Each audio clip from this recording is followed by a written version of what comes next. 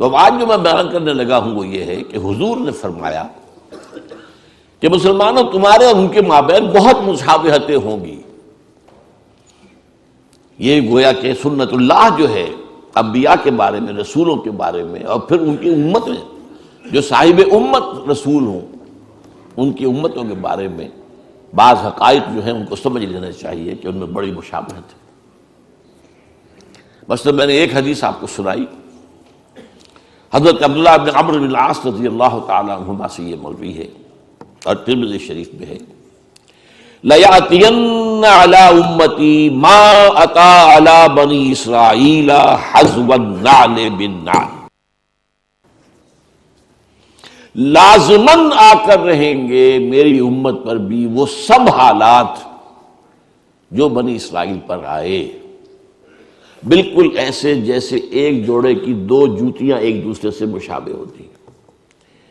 اس میں فصاحت اور بلاغت کا بھی کمال ہے، ادبیت کا بھی کمال ہے اس حدیث میں.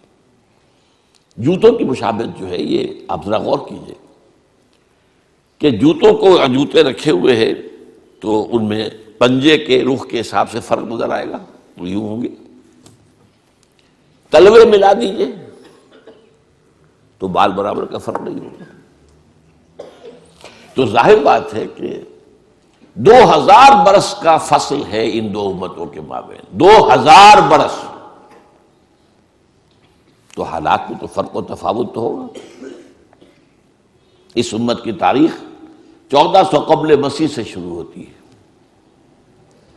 اور اس امت محمد کی تاریخ 600 بعد مسیح سے شروع ہوتی ہے، 1400 جمع 600 2000 سے.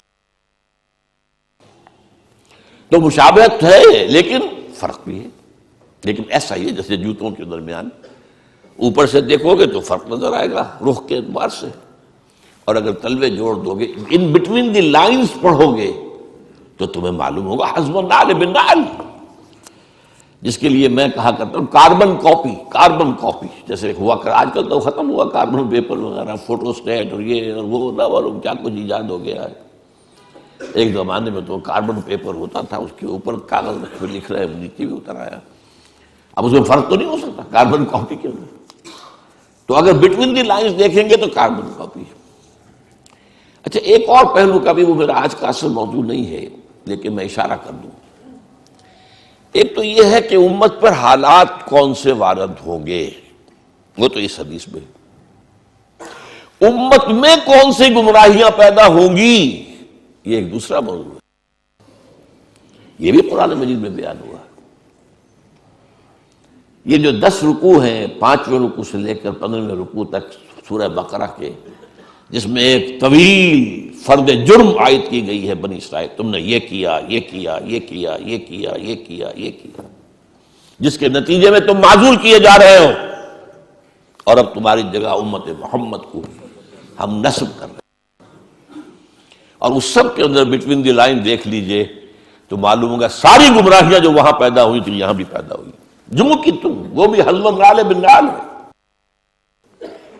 اعتقادی، اخلاقی، ہر طرح کی وہ ساری گمراہیاں جو وہاں تھی یہاں بھی ہوئی.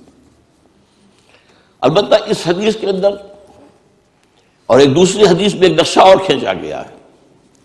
ایک حدیث ہے کہ جو مسند احمد کی ہے، لَتَتَّبِعُنَّ سُنَنَ مَنْ كَانَ قَبْلَكُمْ، تم لازماً اے مسلمانوں پیروی کرو گے انہی راستوں کی جن پر تم سے پہلے لوگ چلے تھے.